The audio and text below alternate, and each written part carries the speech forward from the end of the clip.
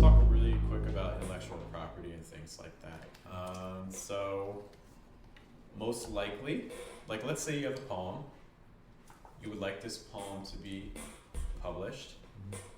Most, if we're being honest, posting something on social media is viewed as a form of publication. So, in theory, if you're trying to get the poem published, you're submitting it out, but then you also post it on YouTube, that would get viewed as being published in the eyes of the journal. Now,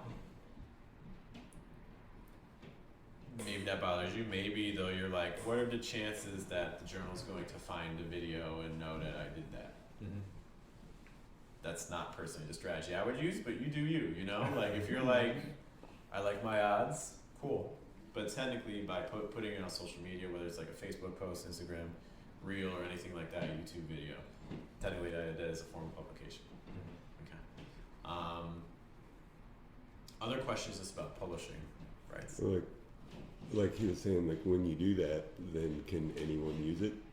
Like, so you guys have probably seen like the reels and the shorts and the TikToks of people using music from Right. artists or like Just taking clips from abusing. movies and like doing little comments. right. So the big, we have to be honest, right now it has never been easier to take someone else's content and repost it as your own. Right. Never been able to do that. So it's kind of the Wild West right now in terms of like copyright law, because we've never had to deal with this before, especially not on a scale like this. So everyone's trying to navigate it, some more successfully than others. Like TikTok has agreements with like music labels so they can use the music for now.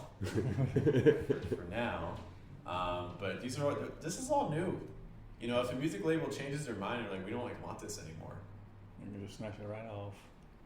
and they're gonna come. They could, in theory, they could come after you when you can't do anything. You know, the big thing you hear a lot nowadays is fair use. Fair use basically meaning that if you take content and make it original in some way, that's why you see sometimes people like post a movie clip but then have themselves really small in the corner, like talking over the movie or things like that. They would argue that hey, this is fair use. I think the thing to remember is that fair use is a defense. By the way, I'm not a lawyer or an attorney. It's a defense. It doesn't automatically guarantee that you're going to win your case. And even if you win your case, again, it's a defense. You got to show up in court and plead your case and charge your lawyers to win. So like, yeah, you might win, but are you really winning if you have to pay, you know, however much your lawyers cost and things like that, you know? So, I have a teaching channel. I have several teaching channels. If you guys are curious about numbers, I'm happy to show you numbers. They're not like super big channels, but they're bringing a little bit of income, which is nice.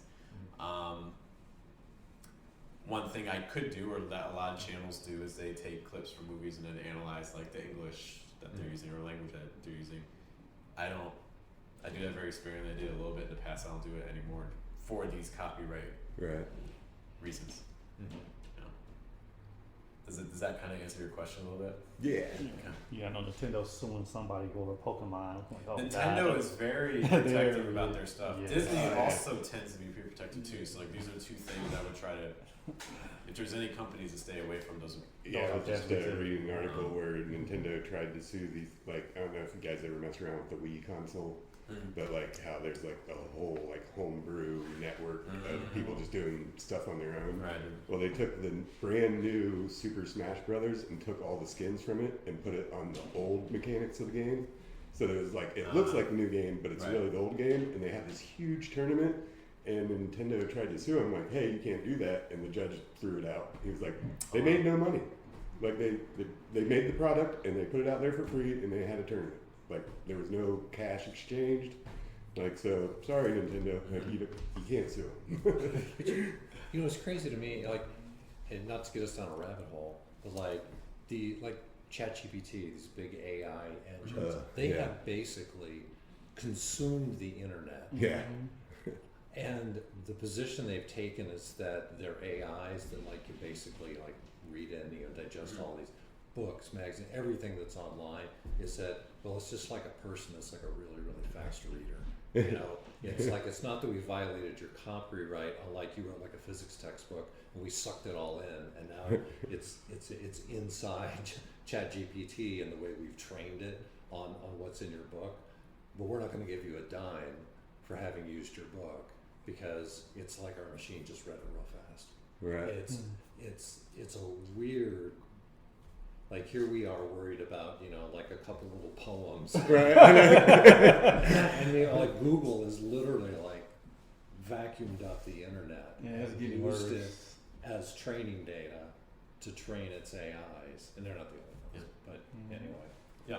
No, I want to It's- eventually have like a whole panel just talk about AI and Yeah. art and Reddit. Things like It's that, like 'cause the most scary, wonderful thing ever. Yeah, it's a catch-22. Like, on one hand is to keep good. us focused, because Right. this can be very. This could go I a long appreciate time. the eagerness. I know Right. there's a lot of interest in it, and it's super powerful stuff. Let's table it for Right, definitely. because I think there is something there. Does anyone else have other questions about copyright, publishing? Well, I do know when I do make YouTube videos, when I try to come up with thumbnails, I go through. I think it's Creative License or Common License, or I use Canva too. Creative Commons. Yeah, Creative Commons, and that's how I stuff, and that's free stuff you use. Because I don't ever want nobody to come back trying to sue me. For sure. So I don't know. So I don't know if that will work the same way with us too. Though if somebody did use our stuff, they can say, "Hey, this is Creative Commons," or "This is free." Thing. Creative Commons. So if you're using Creative Commons, there is a license you still need to post. Like in the video, there's like some accreditation you need to give. Oh, like an attribution. Yeah. So just be careful with Okay. Creative Commons, because a lot of times it still requires that. Okay. Unless you find there is Creative Commons no attribution, you can look that up.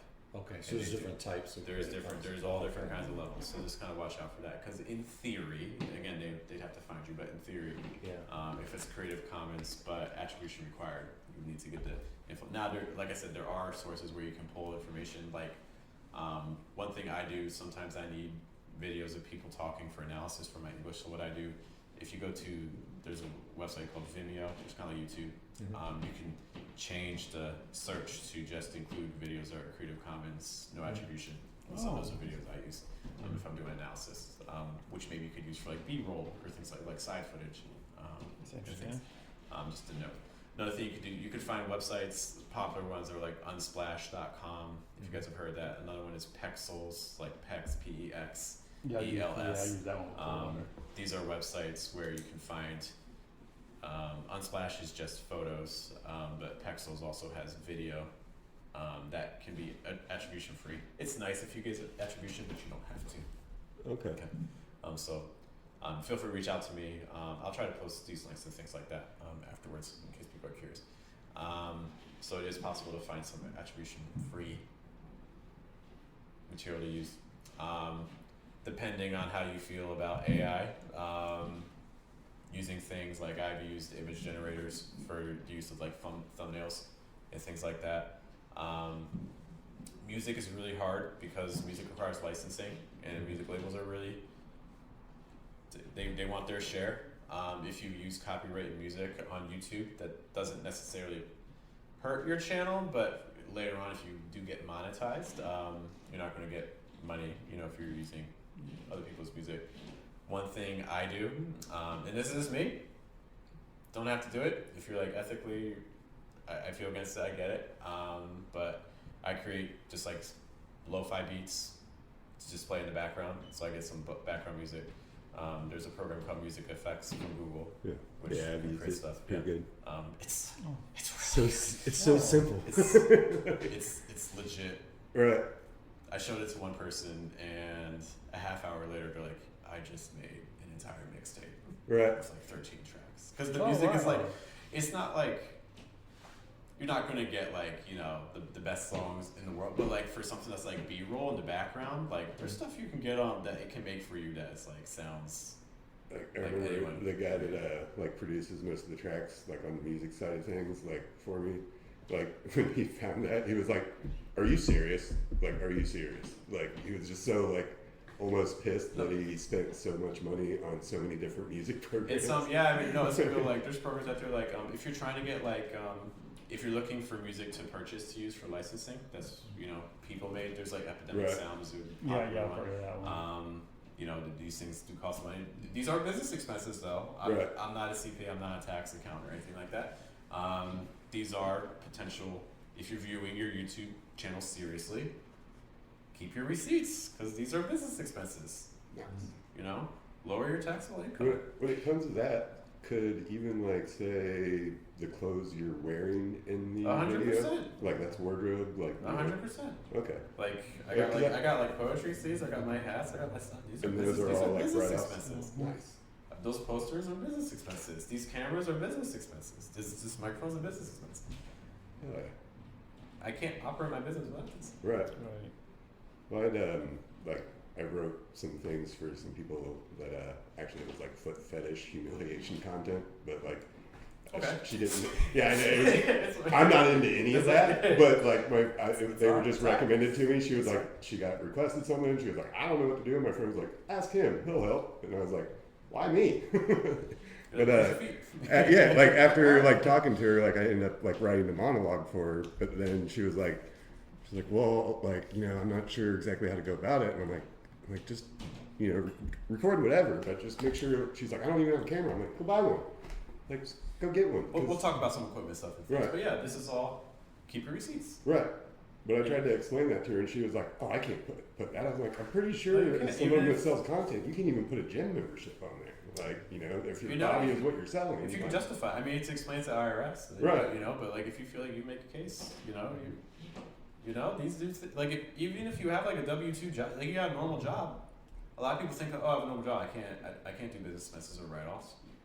That's not true. You can. Okay. But again, you talk to an accountant. They can Right. guide you in the process much better than I can. But maybe don't TurboTax it on the first one. In that vein, other questions about that? Okay, I'm gonna mark that question off. Our next one, let's talk really quick about. We got some deep questions here. I'm gonna try to pick the ones that are a little bit lighter before we go too deep. Next one is about planning, focus, and routines. How do you make time for this? Well, I think you need to be honest with yourself about expectations for your channel.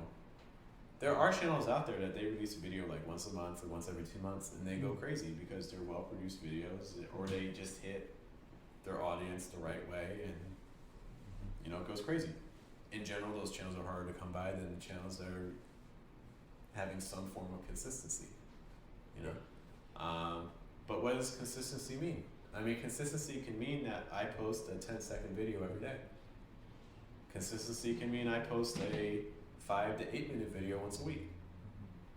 Consistency can mean that, for instance, for me, for my teaching channel, one of my teaching channels, what I do is I do a daily live stream Monday through Friday for about 10 minutes.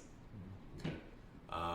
For my other teaching channel, I post one video that's about 4 to 5 minutes long, doing a pronunciation exercise once a week. So it all depends on what you do that determines the cadence that makes the most sense.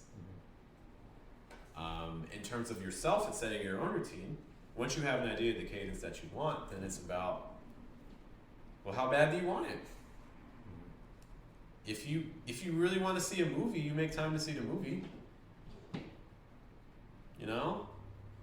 If you really want the channel, then you make time to make it work. I think we have to understand, are we saying, oh, I wish I could do this, or I want to do this? Because wishes can stay in that kind of just imaginative space. But if you really want it, then what's your action plan? With my students, one piece of advice I give is, hey, I want you to study pronunciation at least for like 5-10 minutes a day. It's okay if you miss a day. Don't miss 2 days in a row. I'm okay if you take a day off, take a break, but don't miss 2 days, because 2 days becomes 2 months, like real fast. So I would really be trying to find a way to show up every day in some regard. But showing up every day doesn't necessarily mean that it's a crazy amount of time. It can be a minute. Can you just do a live video on your phone for a minute? There's people doing that, making millions of dollars. I just saw that one dude. He doesn't even talk. I was at Walmart and I saw his face on one of the snacks, He has never said a word. He's worth like $2 million. You know, so it's, He never said a word. Never talks. Never say. He just does this. you just gotta resonate with your audience. wow. What's your audience? You know, and I think that's really what YouTube comes down to. Is if you're serious about a YouTube channel, the YouTube channel isn't about you. Your YouTube channel is about the Yeah. people viewing you and how well you can hit them.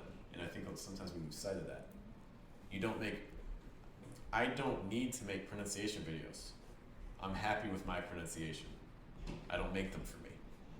My life would be easier if I didn't have to make them.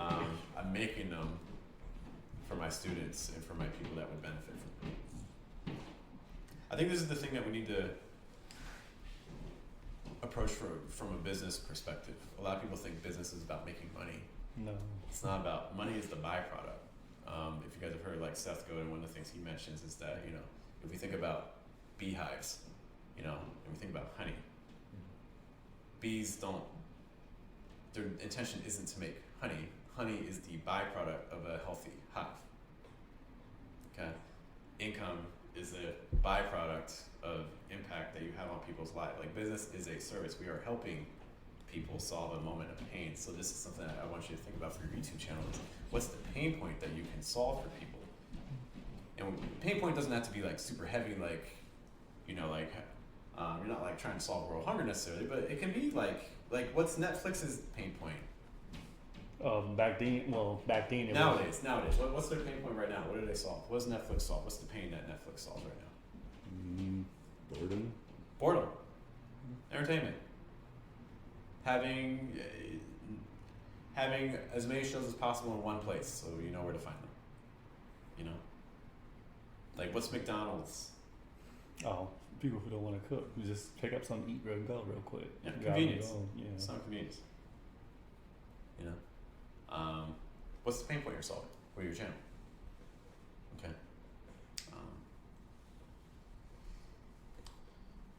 Other questions about routine, planning, in that regard? I know it's hard. I have some students who are like, hey, I want you to do this one pronunciation exercise. It'll take you 1 minute. I want you to do it every day for a week. They stop after day 3. They can't even do 1 minute a day for a week. It's hard. It's hard to do something for 1 minute a day. I get it.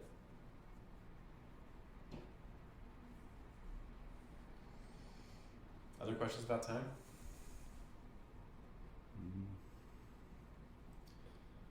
Okay. Let's talk views. Ron, I think this is your fear. Can you tell me that again about views? Well, just if you don't get on there, it kind of gets discouraging. You think so? Yeah, Why are you putting that much weight on views? because you can't grow your channel if you don't have views. Okay. Can I throw a scenario at you? Sure. Would you rather have 1 million views that generates no income for you? Or would you rather have 50 views that gets you one client who pays you $500 a month? I'd rather have the 50 views for one client. I thought you wanted views.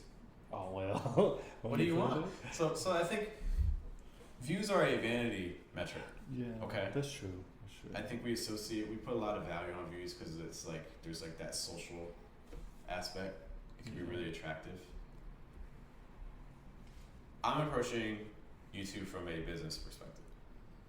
Okay. I don't have the biggest channels in the world, but I can tell you that most of my clients who find me are finding me through YouTube. Right?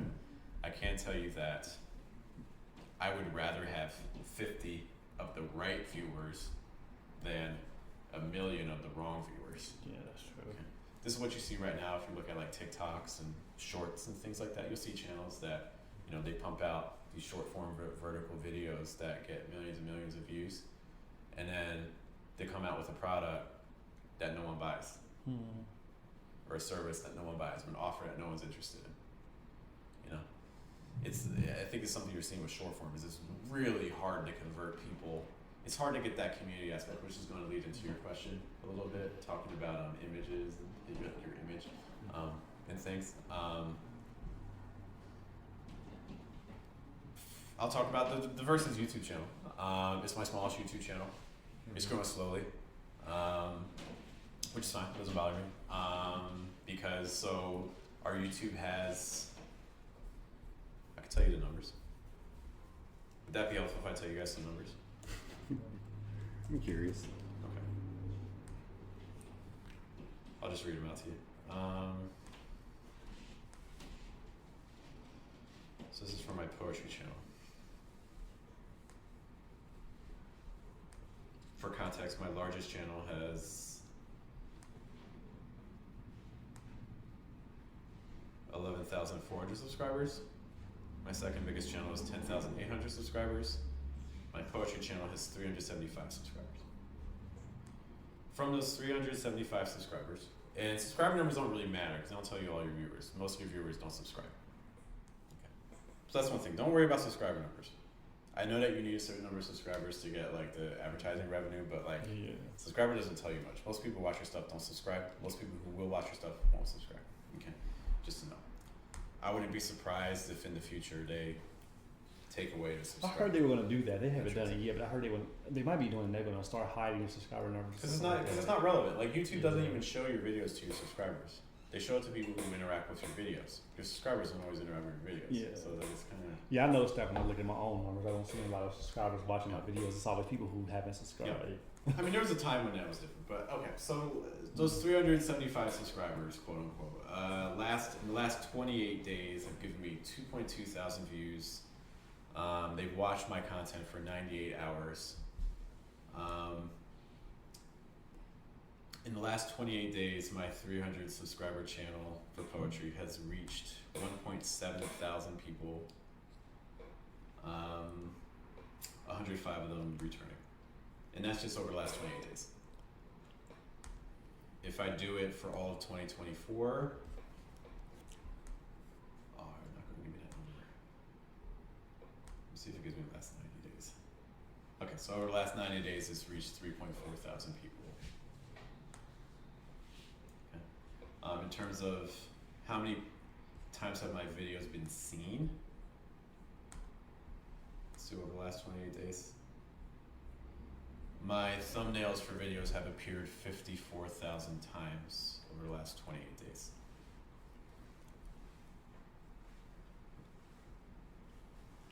Poets, you got poems being seen 54,000 times? You got 1.7 thousand people looking at your poems? Pretty, I don't know, a little mind-boggling actually. This is small. This is small. I mean, This is 300 subscribers.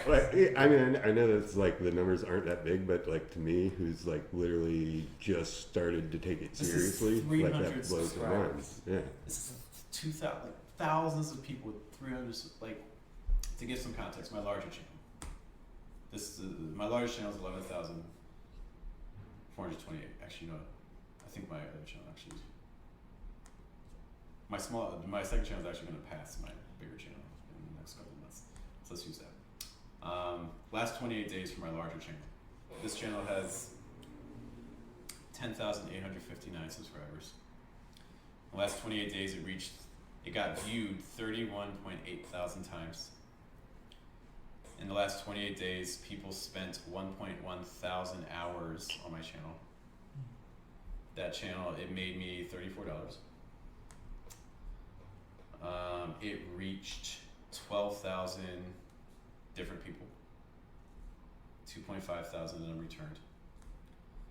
And in terms of how many times my thumbnails got viewed,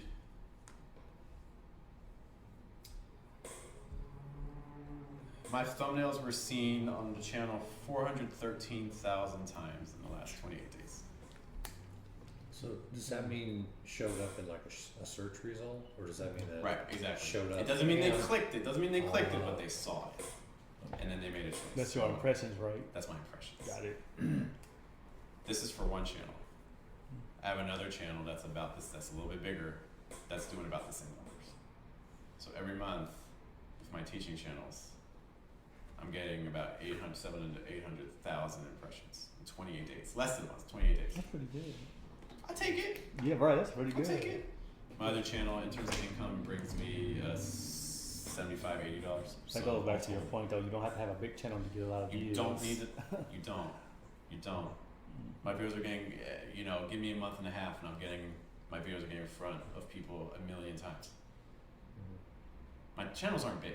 I'll take it. Don't get me wrong. These aren't massive channels. So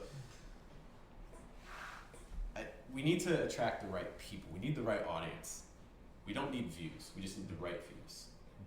Because if you reach the right 1,000 people and you offer and you focus entirely on those people, you focus entirely on everything I do on my channel is for this 1,000 people. And I influence their lives so impactfully that out of that 1,000 people, 500 of them are willing to spend $50 on something I offer them, or $100 on something I offer them. That's all I need. That's all I need to do. That's all I need to do. You get 1,000 people willing to spend $50 to $100 on you. That's a good year's income. That's your job. Yeah. That's your job. We don't need millions of people. That's why, some people are like, "Oh, but poetry doesn't reach anybody." I don't want poetry to reach everybody. Right. It's the exact opposite. That's the last thing I want. Right. I want the right 1,000 people. Mm-hmm. That's it. And I think YouTube gives you the best opportunity to do that. Okay, one of the nice things about YouTube is, how many of you guys have, searched for something on YouTube?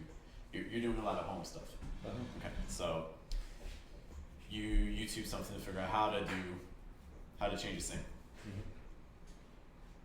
What years are those videos from?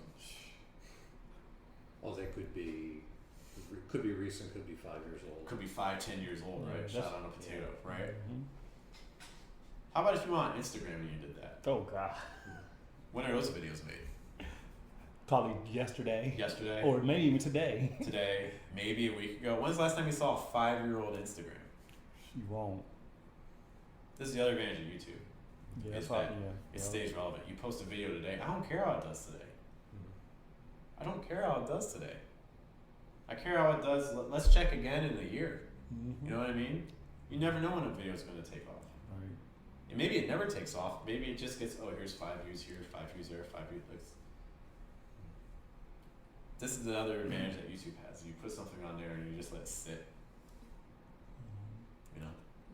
My one channel I started 2019. I still got videos from that first year. People still find those videos. It's crazy. No other platform gives you the opportunity. Yeah, that's the same for my tech channel. I'm shocked at some of the videos. I did an iPhone video from the iPhone 8 or iPhone 8, and that still gets views. I'm like, wow, people are still watching. And you never know. You never know. iPhone 8 would be an upgrade for me. I think I'm still at 7. It's YouTube is amazing for that. You're absolutely right. Because I noticed that if I put stuff on Facebook, if I don't pin it to my page, it'll just disappear. And every time I'm looking at something on Facebook, and I haven't been done watching it, and if I accidentally refresh, the video's gone, and I have no way to go back to find out what I was looking at again. But on YouTube, I don't have that problem. Yeah. I can search on YouTube, and then if I do a search, now it does if I'm doing it on the home screen. But if I'm actually actively looking for something, I can still go back on my history and watch that video. no other platform gives you that. You're making an investment in yourself. I wouldn't approach YouTube as something that's this is my 1-year project. No, this is a 5-year, 10-year. I'm just going to chip away at this one video a week for the next 3 years, 4 years. I think they said it took Mr. Beast 10 years before he popped off. There's plenty of people that grew faster than Mr. Beast does. Yeah. Other questions about views? Mm-mm. Let's talk really quick about this image thing. Then I want to leave you guys with some practical steps. Things. Okay. The question was, do you need to have an image? Are you similar to being an influencer? Do people care about me, or do they just care about what I'm creating? All this to me comes back to the central question of what's the goal of your channel? Okay. For instance, Mike, I'm gonna go back to you just for the house stuff. You're looking to how to do a repair, maybe for drywall. When you find a video you like, do you go back to that person who made that video for other stuff? Yes. Always? No. No. No. Sometimes you just need to repair. I'll search for the what I want to do, and if that same person happens to have done a video for that, then Right. I think it's a I preference, gravitate to Okay. that, but I Gotcha. don't look for him as. Right. So like, if you see them again, sure, but like, and you're not like actively seeking out that person or specific. Okay. You know, and I think this kind of captures how a lot of people are. In general, when you first start off, people don't care about you. If you look at a lot of shorts channels, if you look at a lot of TikTok entertainment channels, a lot of times people don't care about them. They want to be entertained for the moment, and then they get what they need, and then they leave. You know, that's how most people are going to be. You know, it's like a phone. You know, like you just reach people. Some people, not everyone's going to come back.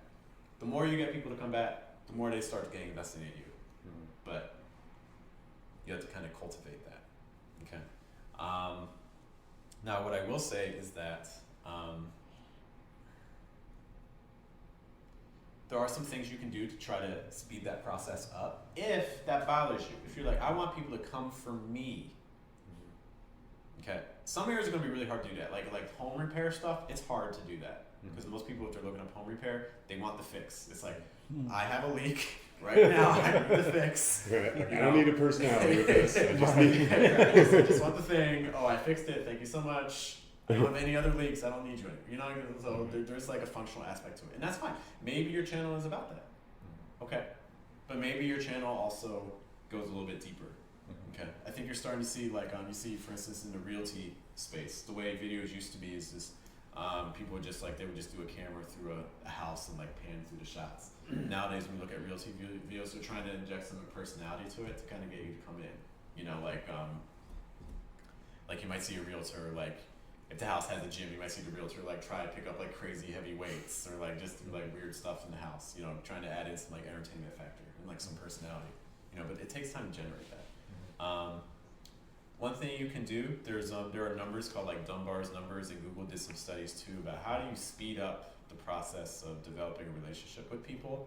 And basically some things that they found is that if you're trying to, and this is just like psychology in general with people, if you're trying to speed up that connection with someone, you want to try to engage them in as many different spaces as possible. Okay, so like they done studies where like they had two people going on a date. One group of people, they just sat at a restaurant, and then another group of people, they changed like to 4 different locations over a span of about 2 hours. Like they started at the park, maybe saw a movie, then they went to a cafe, and then they did something else. They drove in a car. Okay, so you see someone in 4 different settings, you see someone in one setting.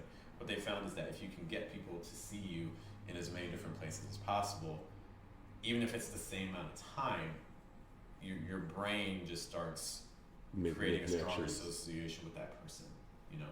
So like, for instance, you can do this online too. So like if someone finds you on YouTube and then you direct them to your website, or then they also find you on Facebook and then they send you an email, you know, you're creating the mind more space in their brain. Right, the mind doesn't have that separation between virtual and like real spaces, you know. So like trying to find ways to engage your audience in as many different modes as possible. You know, like, so for instance, maybe on your YouTube channel you make one type of video, but then you're like, hey, if you want to find out more on this specific thing, I don't have it posted on YouTube, but I do have it on my Instagram because it's really short. So then you direct people over there or something like that. Okay. So just a note on that. But again, it comes back to your channel. You need to be clear on what your goal is. Do you care that people don't care about you, or do you want people to care about you? Because depending on your answer, those are 2 different strategies.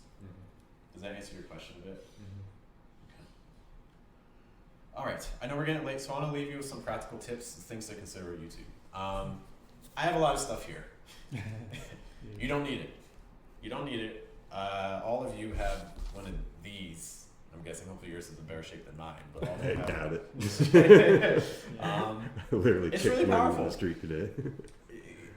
Cameras, the cameras and phones nowadays are better than DSLRs from like 2010. Wow. You know, you can start with that. What you need to consider if you're using your phone is you need to think about lighting. Yeah. Cameras it's all about lighting. This camera right here is a much better camera than that camera. However, if I'm in the right setting and it's positioned right and have the right amount of light, I can make that camera look almost as good as that one. Okay, and it's thousands of dollars more expensive. You know, it comes down to lighting. So basic things. Have like a front-facing light. If you wear glasses, you want the light to be slightly angled so it doesn't reflect back. Okay, because otherwise it's gonna be jarring. If you don't have a light, windows. I have a whole video on the channel just talking about lighting basics, but like try not to shoot with a bright light behind you because that's going to be overexposed. Okay, it's going to be too bright. It's going to be hard to see. It's like don't shoot with the window behind you. Shoot with the window in front of you because that's also going to give you some natural light on your face and things like that. The first investment I would make would not be in a camera. The first investment would be in a microphone. You see, I care so much about audio. I'm using 2 mics right now. Well, actually, kind of 4, right? There's a microphone in that camera. There's a microphone in that one. Those microphones are okay, but not great. So I got this one facing out to you guys, and I got this one connected to me. Sound is key. People will not tolerate a video. It could be 4K, extra crispy, but Right. people are not watching it. Oh yeah. They're not watching that. They're not watching it. But we've probably all watched like a 360p or like 720p, you know, but the audio was natural. You know, we're like, all right, I'll accept this in the right situation. You know, audio. Okay, get good audio. If you record your audio, there's also, if you go to Adobe, Adobe has a free audio cleanup tool. It tends to make the audio a little bit bassy, but if you Google Adobe podcast audio kind it's a free thing for an audio file that's up to, I believe, 30 minutes long, and it uses AI to kind of clean up your audio, so it'll remove background noise and adjust things for you. Oh. Okay, so just know. There's other things too. You can do manual stuff too. There's a program called Audacity, which some of you may be familiar with. Audacity is free. It's wild that Audacity is free because it's super powerful in terms of the things it can do. It can be a little fun to download Audacity, just to note, but some basic audio things that you want to be familiar with. You want to be familiar with noise reduction. Okay, so I would Google how to use noise reduction on Audacity, things like that. It's gonna take away your background noise. It would be nice if you learn a little bit about things that are called like noise gates. Like for instance, maybe you're recording in a room where there's like a low air conditioner or a fan blowing and you're like, I don't want that audio. You can set a noise gate for your microphone so that way the microphone says, I'm not even gonna register that sound anymore because it's below a certain frequency. You know, these things can be a little bit complicated. There's a lot of trial and error, but I would be looking into that. In terms of microphones, there's different types. There are condenser microphones. This is a condenser microphone. What that means is it basically just takes in everything around you. Okay, it's great if you're in a room that doesn't have a lot of background noise. It's horrible in a room, like if you hear the furnace or if you hear the air conditioner or you hear dogs barking, all that's gonna be on your sound. Okay, so those are condenser microphones. They tend to be a little bit cheaper and they need less equipment. Because the other type would be a dynamic microphone. Dynamic microphones basically they point. So like this microphone does best if it's directly facing you. Okay, so it kind of centralizes the sound a lot more. The disadvantage is they tend to be a lot more expensive, and they often need other equipment. They might need a soundboard. If you guys have seen my videos on the channel where I'm in my office, or you've seen the ones where I do my podcast. The earlier ones, one of my microphones is a condenser one. It's a Shure SM7. I mean SM7, MV7. This is a Shure MV7. But again, it'll cut out. Like if I have my air conditioner on, or the furnace on, or a fan on, you don't hear that. Okay. They have so many microphones now. If you're looking for something in like the $50 to $100 range. There's Elgato is a company to check out. They make a microphone called the Wave. That's a common one. Rode is a common microphone producer. a company to consider if you're investing in audio.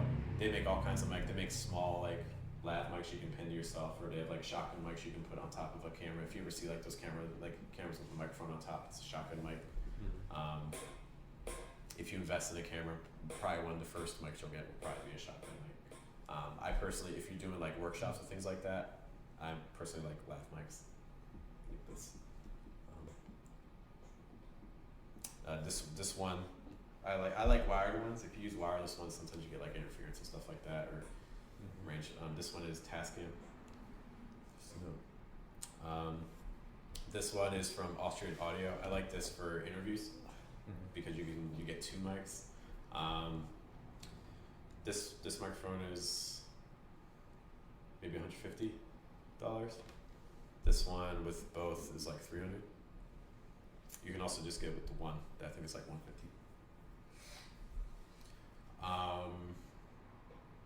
But again, your first investment, I would say not a camera. I would invest in a microphone. Other just technical questions about YouTube. Yeah, can't really. I'm like, my brain's kind of like just bubbling over sure. right now. It's a lot, but we are recording this, so we'll post this on the channel so you guys will have this for considering too. You know, I think let's just handle one last thing that comes to mind for me is. So we are here to approach it from a poetry perspective. I could have made a YouTube channel that's just for me and my poetry. Like I'm gonna put all my Jeff poems, they're all going on there, recording myself. I did not do that because of some things that I think were brought up earlier. No one's looking for me. No one's looking for my poems. You'll see a lot of channels out there with poets like posting their own poems and stuff like that. It doesn't go well because no one's looking for you. I mean, even look at like the biggest poetry show. Like I love looking at Button's poetry. Like Button Poetry, their page is so wild. I'll just run through. This to me is a sign of a broken channel. When I look at Button Poetry's YouTube page, and I'll try to explain why. And I think this kind of highlights one of the issues if you just post your own poems. So Button Poetry has 1.42 million subscribers. That's crazy. I'm going to contrast this with one of my channels. And I know this is going to sound contradictory because I said it's not about views, but I do think you reach a point with size where you can tell that something is wrong. Okay. So let's just compare some things. 1.42 million subscribers. They posted a video 2 days ago that has 745 views for 1.42 million subscribers. I posted a video 2 days ago on my 10,000 subscriber channel. That has 474 views. 745, 474. Let's do another comparison. They have one video from 12 days ago. Matthew Richards Hospitality.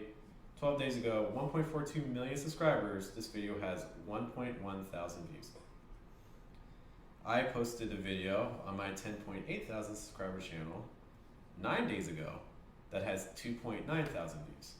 So 1.1 12 days ago, 2.9 9 days ago. Something is wrong. It's a dead channel. No one's watching their stuff. If I were Button's poetry page, I don't even know what I would do. Because like no one's responding. Rebrand. Make a new channel. I don't know because it ain't working. The math's not mathing. This is not. That's the last thing you want. You know. But I think it speaks to the central problem that a poetry channel has is that if you just approach it with poets reading poems, I don't think it's going to do well. Button Poetry, that's probably the biggest YouTube poetry page. I don't like those numbers. Something's wrong. Can you take your site, like, could they say, okay, we just want to take it down? Like, we're done, we're out. You can. Like, you prep, I mean, is there a, You can delete your channel. Yeah, you can delete it. It takes time for them to remove all your videos and stuff, you know? And I can't speak to how completely they erase everything, but They're pretty thorough.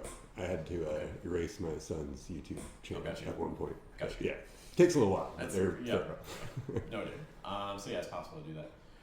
So what did I do? So with the verses, one of the things I've been focused on is instead, I mean, here's the thing that I think poets run into, is that most people aren't going online to search poems. Even poets aren't necessarily going online to search poems. You know, or if you are going online, you're not searching random poems. You're searching something very specific. You're searching for a specific poet. You know, so I don't think that approaching a channel from that perspective is going to work. Okay. I think the way that it has to work is you have to think about how are you giving to people. So, for instance, with the verses, our platform is professional poetry development.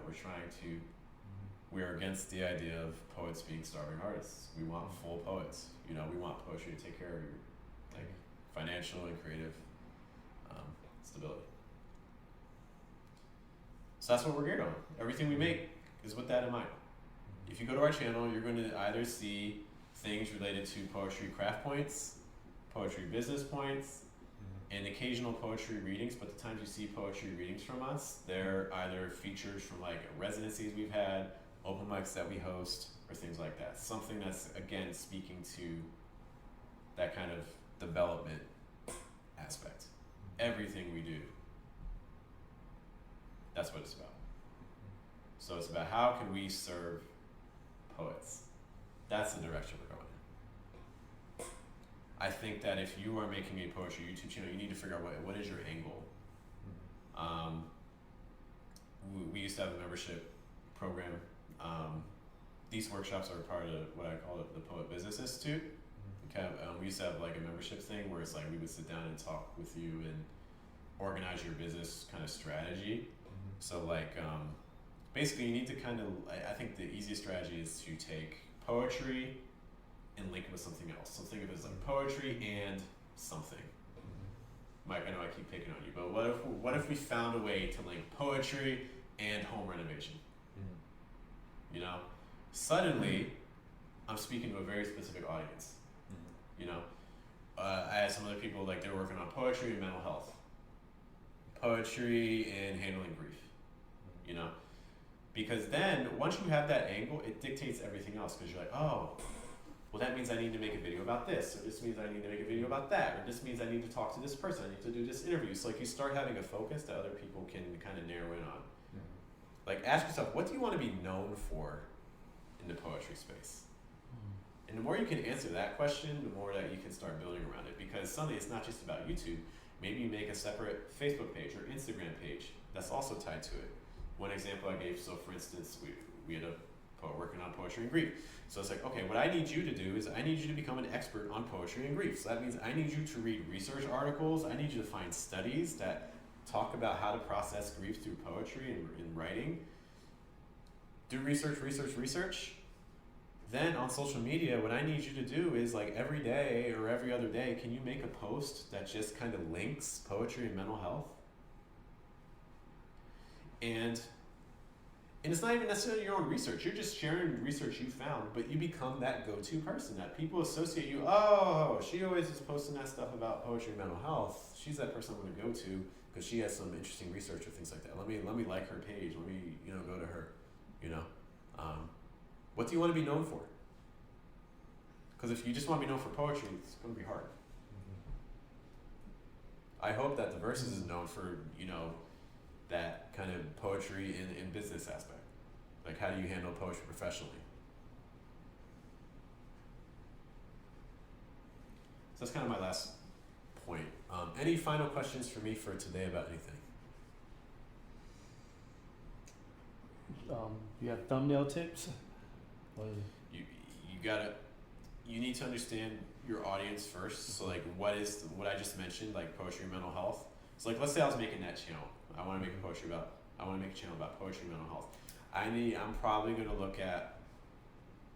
I'm going to go incognito mode on YouTube because I don't want my past history to influence it. I need to see like what does YouTube just show me blindly if they don't know me. And I'm going to I might just type in poetry and mental health, see what videos come back, Like just kind of scroll through the videos that come back, see what's going on in the thumbnails. What are the color choices? What are the font choices? Is there a person in there? Or is there no person? If there is a font, is it on the left side or is it the right side? Are there any symbols? Are they using arrows? Are they not using arrows? Are they using happy faces, sad faces? Are there any emotion? Like these are what trends can you identify in the thumbnails? So it really is really specific to your topic. Gotcha. Because like if I'm doing poetry and home renovation, those thumbnails are gonna look pretty different. Yeah. You know what I mean? As they should.